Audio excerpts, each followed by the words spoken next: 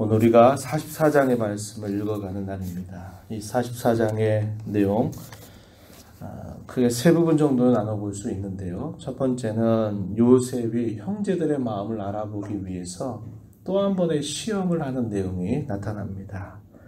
1절부터 13절까지 내용이 그렇고요. 14절부터 17절까지 이 내용에서는 다시 그들이 가나안 땅으로 가다가 다시 요셉 앞에 이르게 됩니다. 책임을 져야 될 그런 상황이 벌어지게 된 것이죠. 그리고 그러한 상황 속에서 유다가 모든 형제들을 대표해서 이 왕에게 간청을 드리는 그런 내용들이 이제 18절부터 마지막 34절까지 쭉 나와 있습니다.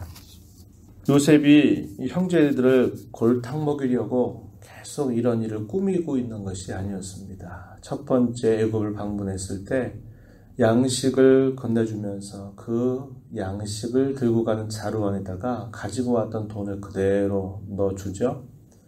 그런 다음에 그들이 결국 다시 이 애굽으로 찾아오게 되는 상황이 돼서 두려운 마음을 가지고 왔던 이 형제들에게 오히려 극진히 환대하면서 그들과 함께 즐거운 만찬을 갖게 됩니다. 그리고 나서 양식을 그들이 사서 또 돌아가고 있는 중에 요셉이 특별하게 아끼는 은잔을 베냐민의 자루 안에다가 그 은잔을 집어넣으라고 시킵니다. 그리고 그들은 문제가 없이 이제는 잘 돌아가겠거니 하고 돌아가고 있는 중에 또다시 그 은잔을 찾는 일로 인해서 그들이 다시 결국 요셉 앞으로 돌아오게 되는 상황이 벌어지는 겁니다. 요셉은 이 형제들의 마음을 보기를 원했고 이 형제들의 생각을 읽으면서 화해하기를 원했고 하나가 되고자 하는 그런 마음이 있었던 것입니다. 우리가 앞에서 읽었던 말씀 중에요. 43장 34절 말씀을 보면은 함께 음식을 먹는 자리에서 가장 막내였던 베냐민에게는 다른 사람보다 5배를 주었다 이렇게 표현했죠. 옛적에 이 요셉은 아버지의 사랑을 독차지했습니다. 그래서 다른 형제들에게 없는 채색 옷을 입으면서 아버지의 각별한 사랑을 받았었어요. 그랬더니 이 형제들이 그걸 아주 미워했습니다. 형제들 가운데서 베냐민에게 각별한 마음을 보여주는 거죠. 그럴 때 형제들이 또 베냐민을 어떻게 대할지 궁금해지는 것입니다. 그런데 이번에는 떠나가는 상황 속에서 베냐민의 자루에다가 은잔을 집어넣게 한 것입니다. 그러면서 이 은잔이 발견되게 됐을 때 그들이 분명히 책임을 져야 될 때 과연 이 베냐민을 어떻게 형제들이 대하는가 하는 것을 보고 싶었던 겁니다. 그래서 과거에 자기 자신을 대했던 그 형제들처럼 여전히 그 악한 마음을 가지고서 이 동생을 대하는지 하는 것을 보고 싶었던 것이었습니다. 우리가 읽은 말씀 44장 2절에 보면은 이렇게 말합니다. 요셉이 청지기에게 명령하는 내용 가운데서 2절에 또 내 잔 곧 은잔을 그 청년의 자루 아래에 넣고 그 양식 값 돈도 함께 넣으라. 그 청년의 자루 베냐민의 자루를 말하는 겁니다. 그리고서 그들은 그 사실을 알지 못한 채 즐거운 마음으로 이제 양식을 사서 모든 형제들을 데리고 이제 아버지를 향해서 가고 있게 되었습니다. 그때 요셉이 청지기를 불러가지고 이렇게 말합니다. 4절에 보면은 일어나 그 사람들의 뒤를 따라가서 그들에게 이렇게 말해라. 너희가 어찌하여 선을 악으로 갚느냐?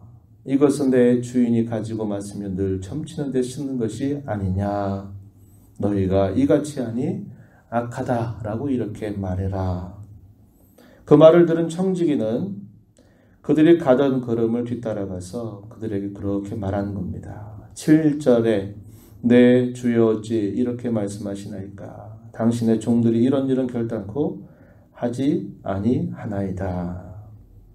형제들이 대답한 겁니다. 절대로 저희들은 그런 일을 할 일이 없고 한 일도 없습니다. 이렇게 분명히 이야기하죠.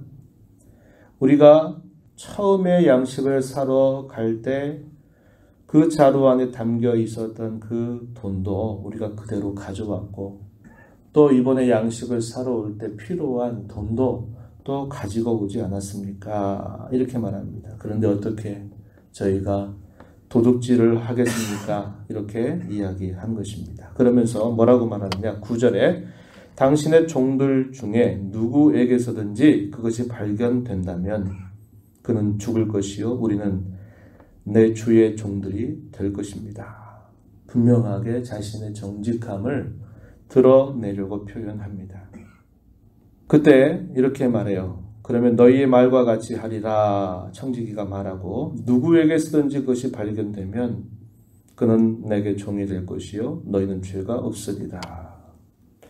이 말을 했던 사람은 만약에 도둑질한 것이 발견된다면 모두가 다 당신의 종이 될 것입니다. 이렇게 답변하는데 청지기는 말하기를 발견된 사람만 종이 될 것이다. 이렇게 이야기했습니다. 그리고 자루를 한 사람씩 풀어가기 시작합니다. 베냐민의 자루에서 은잔이 발견되었습니다. 마침내 그들이 이제 가던 걸음을 다시 되돌려서 요셉 앞으로 오게 되었습니다. 14절에 보면은 유다와 그의 형제들이 요셉의 집에 이르니 요셉이 아직 그 곳에 있는지라 그의 앞에서 땅에 엎드렸다. 이렇게 표현했습니다. 요셉이 그들을 책망하죠.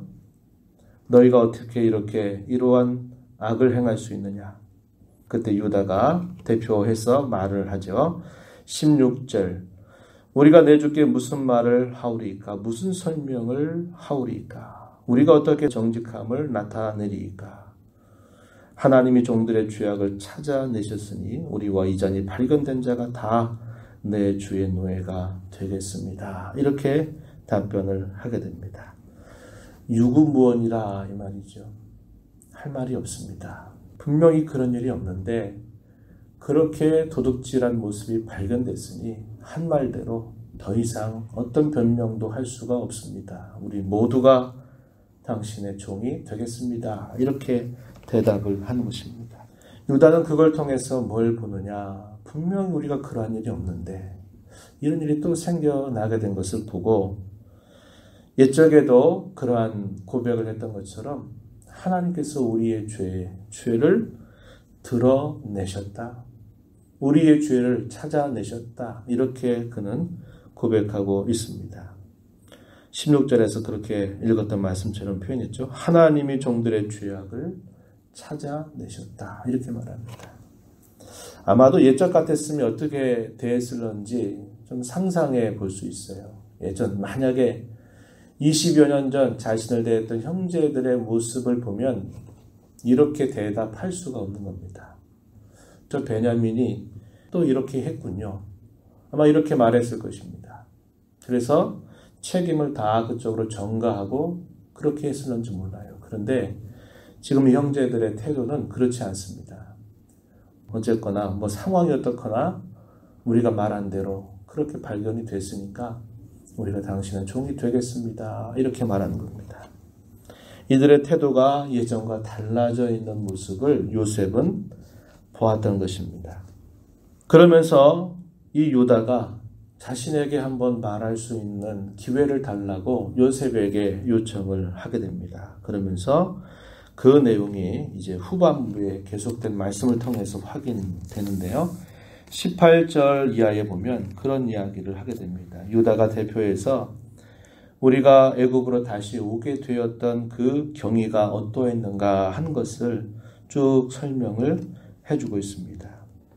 옛적에 시므온을 볼모로 삼아서 막내였던 베냐민을 데려와야 너희가 나를 불 것이다 라고 이렇게 처음에 요셉이 말을 해서 아버지에게 그러한 상황들을 다 말씀을 드렸는데 아버지가 이 막내 아들을 잃을까 하는 그 두려움 때문에 계속 찾아오지 못했다고 이야기합니다. 그리고 그런 상황 속에서 자신이 아버지에게 맹세를 하면서 내가 분명히 이 동생을 데리고 오겠다고 이렇게 다짐을 하고 온 것입니다. 그러면서 그 구체적인 상황들을 분명히 이야기를 하게 돼요. 그리고 요셉과 나누었던 그런 모든 대화들을 하나하나 조목조목 진실하게 말을 하게 됩니다.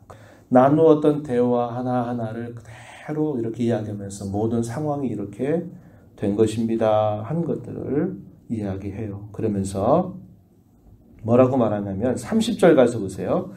아버지의 생명과 아이의 생명이 서로 하나로 묶여 있거늘 이제 내가 주의 종 우리 아버지에게 돌아갈 때에 아이가 우리와 함께 가지 아니하면 아버지가 아이 없음을 보고 죽을 것입니다. 이 아이가 누구냐면 베냐민을 말하는 겁니다. 베냐민과 함께 가야만 되는데 우리가 분명히 잘못이 발견되었으니 베냐민만 두고 우리가 아버지에게로 갈 수 없습니다. 그러면서 이렇게 말해요. 33절 이제 주의 종으로 그 아이를 대신하여 머물러 있어 내 주의 종이 되게 하시고 그 아이는 그의 형제들과 함께 올려 보내소서. 자신이 차라리 종이 될 것이니 그 아이는 반드시 돌려보내달라라고 간청을 합니다. 아버지가 그 아이를 보지 못하게 된다면 아버지도 사실 수가 없을 것입니다. 이렇게 말하면서 책임을 전체를 떠맡으려고 하는 이 유다의 모습을 보여주고 있습니다. 이런 과정에서 요셉은 확인하게 된 것입니다. 형제들의 마음이 예전에 자기 자신을 대했던 그런 마음이 아니라 많이 달라졌구나, 변화가 됐구나 하는 것을 확인하면서 요셉은 무척이나 기뻐했을 것입니다. 왜냐하면 그 문제가 해결되지 않고는 그 형제들과 다시 화해할 수 없는 상황이 되었기 때문에 그러합니다. 우리는 이 말씀을 보면서 문제를 풀어가는 유다의 자세를 우리는 보게 된 것입니다. 어떤 문제를 풀어갈 때 가장 중요한 첫걸음은 변명을 하고 핑계 대는 데 있는 것이 아니라 그러한 문제들을 사실적으로 분명하게 정직하게 진실을 말하는 데 있다라는 것을 우리는 보게 돼요. 요셉이 정말 확인하고 싶었던 그것은 그들의 진실한 마음입니다.